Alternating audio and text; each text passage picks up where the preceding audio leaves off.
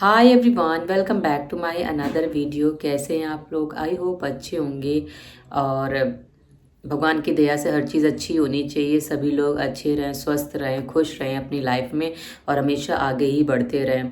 मुझे पता है मैं आप लोग के साथ में 1 वीक बाद मैं मिल रही हूँ और उसका रीज़न भी यही था। मेरे फैमिली में एक प्रॉब्लम हो गई थी, मिस हैपनिंग हो गई थी। सो इसी वजह से ना बिल्कुल मतलब अच्छा नहीं लग रहा था। कुछ भी वीडियो वगैरह शूट करने का बिल्कुल मन नहीं कर रहा था, कुछ भी नहीं। ना तो एक तो टाइम था और ना ही मन कर रहा था, किसी चीज़ में मन नहीं लग रहा था।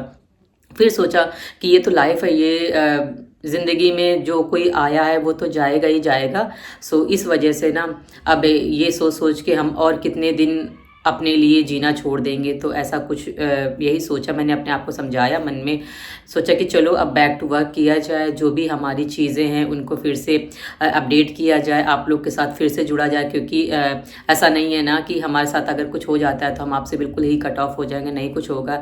हम आपसे जुड़े हुए हैं ना, तो हमें जुड़ना ही पड़ेगा और यही लाइफ है फ्रेंड, यही सब चलता रहेगा। सो चलो, ये तो रहा कि एक अपडेट था जो मुझे आप लोगों से आप लोग को देना था। और अभी देखो, अब आपको पता है कि जो यूपी टेट का है ना, वो नोटिफिकेशन आ चुका है। और जो 27 मार्च से है ना, वो फॉर्म भी फिल होने शुरू हो जाएंगे। सो आई होप आप लोगों ने बहुत अच्छी तैयारी कर ली होगी और तैयारी में लग भी गए होंगे। क्योंकि बहुत सारी चीज़ें होती हैं, जब हम नोटिफिकेशन देखते हैं ना तभी हमारे अंदर से मोटिवेशन होता है कि नहीं चलो अब फिर से हम स्टार्ट करते हैं। लेकिन बहुत सारे लोगों ने अभी 1-2 महीने पहले से भी अपनी जो प्रिपरेशन है वो स्टार्ट कर दी होगी। सो जिन लोगों ने प्रिपरेशन नहीं स्टार्ट की है वो लोग जुड़ जाओ, लग जाओ, क्योंकि अब जो है टाइम बिल्कुल भी नहीं बचा हुआ है। और देखो, जब कम टाइम होता है ना तो हमें ज़्यादा पढ़ना होता है। और यही चीज़ जो है, जब मेरा जो पेपर क्लियर हुआ था ना, तो मैंने तो फ़िलहाल 1 से 1.5 महीने में ही मैंने अपना जो है वो कर लिया था, पेपर क्लियर कर लिया था। लेकिन होता है कि उस टाइम पे मेरा डीएलएड कंप्लीट हो रहा था, लेकिन बहुत सारी चीज़ें थी ना साथ साथ चल रही थी, तो इसलिए ईजिली हो गया था।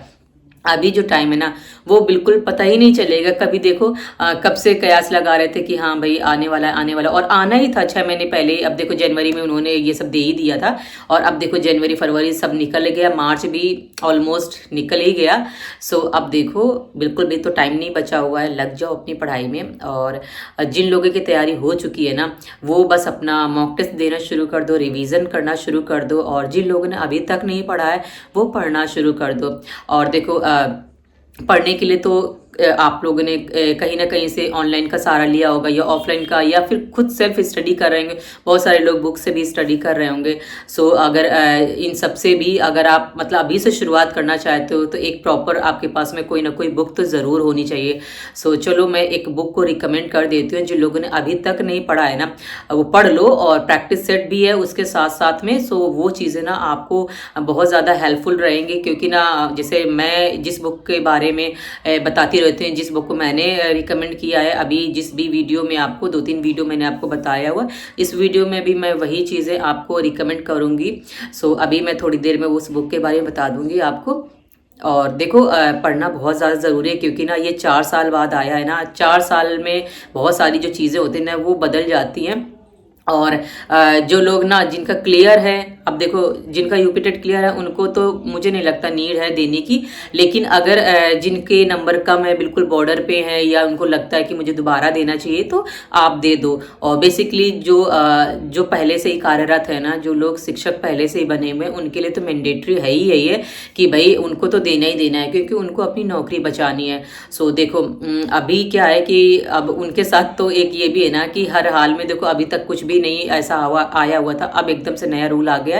सो उनको तो देना ही देना पड़ेगा। सो वो लोग भी अपनी तैयारी में लग गए होंगे। नहीं लगे तो भाई आप लोगों से भी मेरी हाथ जोड़ के विनती है कि लग जाइए, क्योंकि बिल्कुल टाइम नहीं मिला है। पेपर इतना ईजी नहीं आता है, कॉन्सेप्चुअल जो होती हैं चीज़ें वो आपको तैयार करनी पड़ेंगी, और साथ साथ में फैक्ट्स जो होते हैं ना वो आपको तैयार करने पड़ेंगे।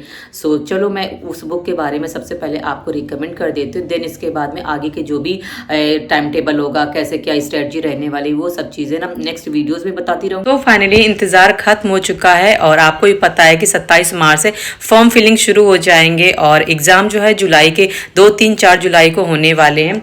सो यहाँ पे मैं आपको एक बुक सजेस्ट करूँगी जो कि मेरी रिकमेंडेशन पे आप भी परचेज कर सकते हैं और ये है अग्रवाल एग्ज़ाम कार्ड की बुक और पेपर 1 पेपर 2 दोनों के लिए है। अभी आपको मैं पेपर 1 का जो कंटेंट है वो दिखा रही हूँ और सबसे पहले यहाँ पे देख सकते हैं इनकी विषय सूची है और यहाँ पे ना जैसे इस बुक की खास बात ये है कि इसमें जो भी चीज़ें गिवन है ना वो एनसीईआरटी बेस्ड हैं और साथ में जो पैटर्न अभी तक आया हुआ है ना कि 2013 से लेके 2022 तक वो सारी चीज़ें इसके अंदर गिवन हैं और बुलेट्स के फॉर्म में चीज़ें गिवन हुई है। वो सब चीज़ें मैं अभी आपको 1 बाय 1 करके बताने वाली हूँ।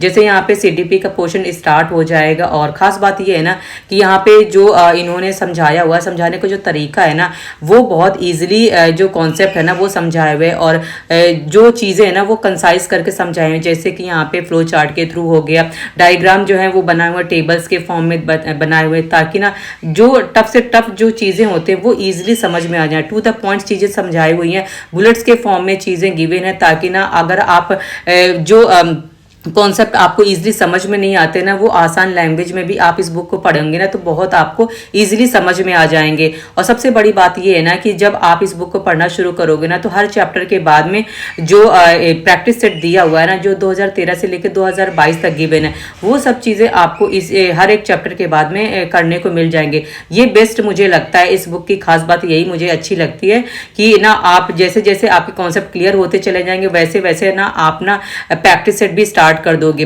और यहाँ पे ना जैसे मैं अभी आपको दिखा रही हूँ प्रैक्टिस सेट जैसे आप स्टार्ट कर दोगे ना तो लास्ट में इन्होंने आंसर शीट भी दी हुई है और आंसर शीट देने के बाद में ना आप अपने जो भी क्वेश्चंस करोगे ना उससे आप मैच भी कर लेना जिससे आपको ना सहूलियत रहेगी कि आपके जो क्वेश्चंस कितने सही हो रहे हैं कितने गलत हो रहे हैं। सो ये रहा पेपर 1 और देख सकते हैं ये रहा इस तरह से क्वेश्चन गिवन हुए हैं और जो अभी तक क्वेश्चन आए हुए हैं ना वो सारी चीज़ें इसमें गिवन है और ये रहा साथ में आंसर शीट ये रही। ठीक है, सो इसी तरह से पेपर 1 का जो सिलेबस है वो मैंने आपको दिखा दिया है और सिलेबस तो ऑलरेडी आपको पता ही होगा कि जो लोग भी पेपर देने वाले हैं और नहीं अगर पता है ना तो इस बुक में स्टार्टिंग में ही जो कंटेंट दिया हुआ है ना वही उसी में आपका जो सिलेबस है वही सिलेबस का पार्ट बन जाता है क्योंकि ना सिलेबस में कोई चेंज नहीं आया हुआ है अभी तक। सो चलो इस बुक को मैंने दिखा दिया है। अब मैं पेपर 2 के बारे में आपको बता देती हूँ। जिन लोग का भी पेपर 2 चाहे वो मैथ्स और साइंस हो या फिर एसएसटी हो वो सब चीज़ें मैं अभी आपको बता दूंगी और लिंक भी मैंने डिस्क्रिप्शन में दे दिया है, आप वहाँ से डायरेक्टली परचेज कर लेना। सो चलिए फ्रेंड्स अब बात कर लेते हैं पेपर 2 के लिए जो कि जिनका बैकग्राउंड साइंस और मैथ्स है ना उनके बारे में बात कर लेते हैं। इसके बाद में ना आपको मैं एसएसटी का भी सिलेबस दिखा दूंगा, साथ में इस बुक के अंदर जो भी कंटेंट है वो सब चीज़ें दिखा दूंगी। सो आपको पता होना चाहिए कि जैसे पेपर 2 में ना जो सब्जेक्ट होता है उसके जो क्वेश्चन होते हैं ना वो 60 मार्क्स के आते हैं। सो यहाँ पे आप यहाँ पे कंटेंट देख सकते हैं। सबसे पहले CDP का कंटेंट आप देख लीजिए और सिलेबस भी इसी के अंदर ही दिया हुआ है, सब चीज़ें हैं। सो यही सिलेबस का पार्ट है जो कि कंटेंट के अंदर है और यहीं से क्वेश्चंस जो हैं वो आते हैं। इसके बाद में लैंग्वेज का पोर्शन स्टार्ट हो जाएगा, जैसे ये रहा हिंदी स्टार्ट हो जाएगी, इसके बाद में इंग्लिश स्टार्ट हो जाएगी, लैंग्वेज प्लस पेडागोजी ये सब चीज़ें गिवन रहेंगी। यहाँ पे मैथ्स का जो सब्जेक्ट है सिलेबस है वो स्टार्ट हो जाएगा, इसके बाद में साइंस का हो जाएगा। और जैसे जैसे आप ना इन बुक्स को पढ़ना शुरू करोगे, जैसा मैंने अभी आपको बताया है कि चीज़ें ना कंसाइज फॉर्म में दी हुई हैं तो आपको ना प्रैक्टिस करने में बहुत ज़्यादा सहूलियत होगी क्योंकि ना कोई भी ऐसा कॉन्सेप्ट नहीं है जो आपको समझ में ना आए क्योंकि ना कॉन्सेप्ट भी ऐसा है ईजिली तरीके से समझाया गया है। और यहाँ पे जब आप प्रैक्टिस करना शुरू करोगे ना तो यहाँ पे जैसे सबसे पहले ये रहा आपको अपठित अनुच्छेद मिल जाएंगे, ये हिंदी वाला पोर्शन मिल जाएंगे, इसके क्वेश्चंस रहेंगे। और इसके बाद में ना जैसे 2013 से लेके 2022 तक एग्ज़ाम हुए, इसके बाद तो कोई 22 के बाद एग्ज़ाम हुआ नहीं। सो इसके बाद में ना फिर अब हमारा एग्ज़ाम होगा जो लोग देंगे, इससे पहले वाले जो भी क्वेश्चन है ना वो सब चीज़ें इसमें दी है। जैसे अनसीन पैसेज हो गया, इंग्लिश वाला पोर्शन स्टार्ट हो जाएगा। सो यहाँ पे आप ना मैथ्स वाला पोर्शन देख सकते हैं और यहाँ से ना प्रैक्टिस करना शुरू कर देना। सो ये रहा पेपर 2 जिनका सब्जेक्ट सब्जेक्ट जो है SST है और साथ में चीज़ें जो है वो वही रहेंगी, जो हिंदी भाषा रहेगी, इंग्लिश लैंग्वेज रहेगी, सेम चीज़ें वही रहेंगी, CTP वगैरह सेम वही रहेगा। और यहाँ पे CTP का कंटेंट आप देख सकते हैं और वही चीज़ें होती हैं जो मैंने अभी आपको पेपर 1 में बताई, पेपर 2 में बताई। बस पेपर 1 में क्या होता है, उसका जो लेवल होता है थोड़ा सा कम होता है, पेपर 2 में जो लेवल है वो थोड़ा सा हाई हो जाता है। और जो आपका सब्जेक्ट रहेगा उस पर तो आपको कमांड करनी ही करनी होगी, क्योंकि तभी आप उसके जो क्वेश्चन है वो सॉल्व कर पाएंगे। अब यहाँ पे जैसे लैंग्वेज वाला पोर्शन था ना, इससे पहले हिंदी थी और ये इंग्लिश वाला हो गया। यहाँ पे जैसे ही अब यहाँ से देखिए सामाजिक अध्ययन एवं शिक्षा शास्त्र, ये आपके शुरू हो जाएंगे। और यहाँ पे आप देख सकते हैं सिलेबस भी, ये किस कौन से टॉपिक से कितने क्वेश्चन आते हैं, वो सारी चीज़ें आपको यहाँ पे मिल जाएंगी।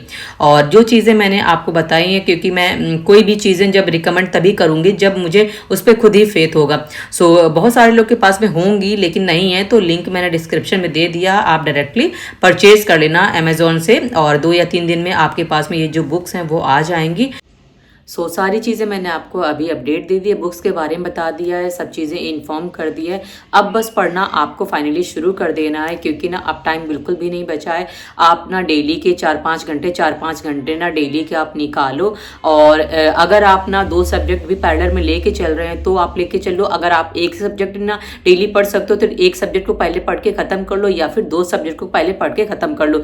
और ऐसे अगर आप जितना मैक्सिमम टाइम अपने आप को दे सकते हो इस टाइम पे पढ़ाई को ना, उतना आप दीजिए। क्योंकि ना ये मार्च चला गया है और इसके बाद अप्रैल मई जून, बस 3 महीने भी आपको देखते देखते पता नहीं चलेगा कब गुजर जाएंगे। और टाइम जो है ना बिल्कुल खराब हो जाएगा अगर आपने अभी से पढ़ना नहीं शुरू किया। और एग्जाम की जो डेट है ना वो बिल्कुल नज़दीक है, बिल्कुल भी टाइम नहीं है। सो पढ़ना शुरू कर दो, क्योंकि फिर पता नहीं कब मौका मिले कब ना मौका मिले, कब एग्ज़ाम आएगा पता नहीं कब आएगा। फिलहाल तो अभी 2022 के बाद में अब आया हुआ है और अब पता नहीं कब आएगा कब नहीं आएगा, कुछ भी भरोसा नहीं है किसी भी चीज़ का। लेकिन जो चीज़ें अभी आपके हाथ में है ना वो आप कर सकते हो। अपना एक प्रॉपर टाइम टेबल बना लो, जैसे कि मुझे किस किस टाइम पे कैसे कैसे सब्जेक्ट पढ़ने हैं, और ये सब कुछ ना आपको अपना ही तरीका अपनाना है, किसी का फॉलो मत करना। क्योंकि एक आइडिया आप ले सकते हो किसी और से, लेकिन आपको पता है कि आप कितनी आपकी एफिशिएंसी, आप कितना पढ़ सकते हो, कितना आप अपना जिस हिसाब से अपना टाइम टेबल बनाना, सुबह पढ़ने का, शाम को पढ़ने का, दोपहर में पढ़ने का, जैसा पढ़ने का आपका ना शेड्यूल है ना, बस उसको कंटिन्यूटी के साथ फॉलो करना है। और देखना बहुत अच्छा आपका पेपर जाएगा, मार्क्स भी बहुत अच्छे आ जाएंगे, बशर्ते आपको कंटिन्यूटी के साथ पढ़ना शुरू कर देना। और अभी से लग जाओ, बस ये वीडियो जैसे ही आपको मिल रही है ना, ये नहीं है कि इस मोटिवेशन के साथ ही आप पढ़ना शुरू करो। आप एक आइडिया ले लो, बुक्स वगैरह है नहीं है आपके पास में तो लिंक मैंने दे दिया है, परचेज कर लो, मंगवा लो, 2-3 दिन के अंदर बुक्स आ जाएंगे। फिर इसके बाद में ना आप पढ़ना शुरू कर दो। लेकिन इससे पहले ना जो भी हिंदी है या इंग्लिश हो गया, ये सब चीज़ें ना पढ़ना शुरू कर दो। ठीक है फ्रेंड, सो चलो इस वीडियो को मैं यहीं पे एंड करती हूँ ना, और मिलती हूँ नेक्स्ट वीडियो। और अभी आपको बता दूँ कि मेरे जो मैंने जैसे मेरा एक और वीडियो पड़ा हुआ है ना पेंडिंग, वो अभी मैं हो सकेगा तो कल या परसों में अपलोड कर दूंगी, अगर मुझे टाइम मिलता है तो। सो उसमें मैंने जैसे नवरात्रि है वो मैंने पूजा करी थी, और इसके बाद में नवरात्रि से पहले वाला जो ब्लॉग है ना वो भी सब चीज़ें ना उसी ब्लॉग में एडिट करने को पड़ा हुआ है, लेकिन बिल्कुल भी टाइम नहीं था। सो चलो अब मैं रखती हूँ और उसको उसी वीडियो में मिलती हूँ। तब तक के लिए आप भी पढ़ते रहो। Bye and take care.